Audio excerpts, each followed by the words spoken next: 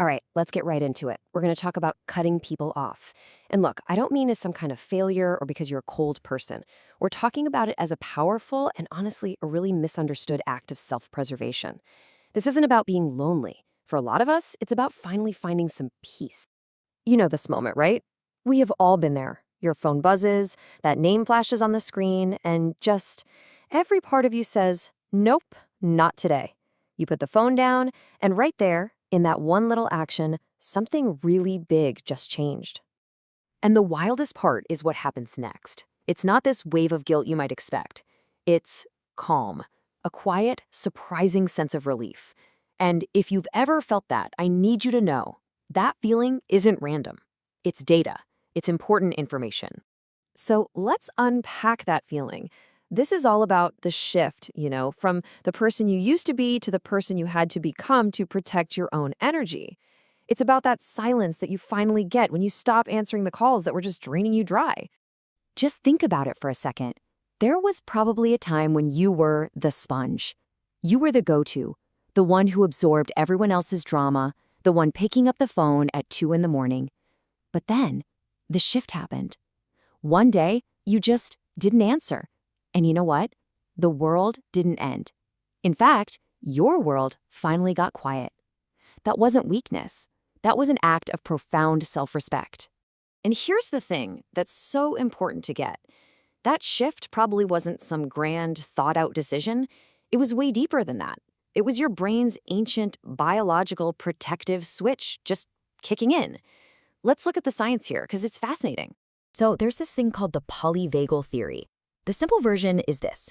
Your nervous system has different gears, and when it senses that you've been consistently overdrawn, giving way more than you're getting, it doesn't ask for permission. It automatically shifts you into protection mode.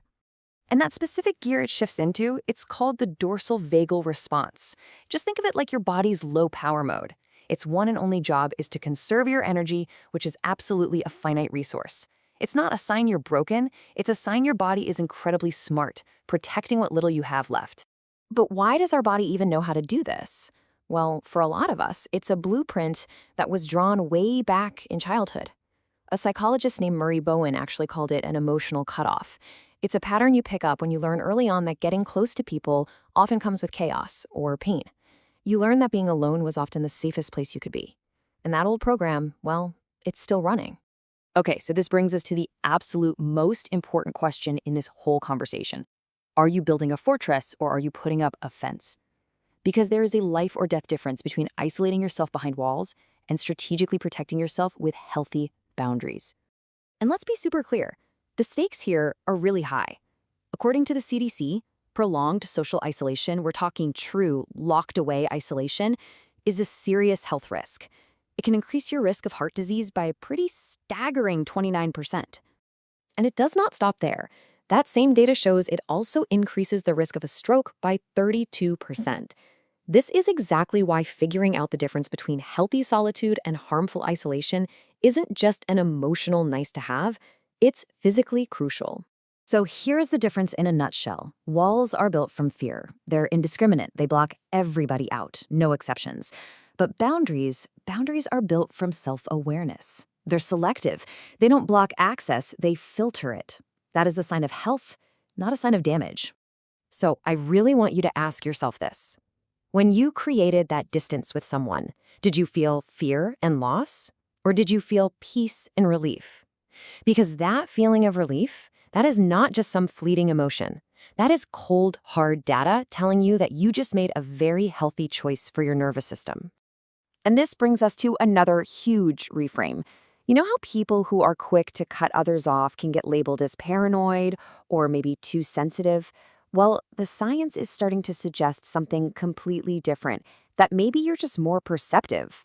Check this out. A fascinating study from 2023 in Nature Neuroscience found that when you experience emotional stress early in life, it can actually fine-tune your brain's threat detection circuits. It doesn't break your brain. It basically gives it a software upgrade for spotting patterns of behavior that are gonna lead to pain. I really want you to let this one sink in. You are not too sensitive. You're not overthinking it. You are literally processing social data at a higher resolution than most people. That gut feeling you get, the one that tells you a person is going to be a drain, That's not paranoia. That is thousands of hours of data analysis, all refined into a highly effective early warning system. So, where do we go from here? Look, the goal is not to learn how to tolerate more chaos. The goal is to consciously and totally unapologetically build a life that actually feels safe. It's about building your sanctuary. And this all hinges on a huge distinction. Loneliness is that painful feeling. It's the absence of a connection that you genuinely want. Solitude is completely different. Solitude is the presence of peace that you deliberately chose. See the difference? One is a void, the other is a refuge. Society loves to throw labels around, right? Isolated, withdrawn, antisocial. But those words just miss the entire point. You're not running away from people, you're running towards peace, towards clarity, towards a version of yourself that can finally take a deep breath. That is not isolation. That is sanctuary. So if you're out there wondering if there's something wrong with you for guarding your energy so carefully, I want you to hear this loud and clear. There is nothing wrong with you. Protecting your peace is not weakness. It's one of the most quietly fierce and powerful things a human being can possibly do. And if you need any more proof, you don't have to look any further than Harvard's landmark 75-year study on happiness. I mean, after decades of research, their #1 takeaway was crystal clear. A happy, healthy life does not depend on the quantity of your relationships. It depends on the quality. So the real takeaway is this. If your circle of friends has gotten smaller, but the quality of the people in it has gone way up, you are not failing. You are absolutely winning.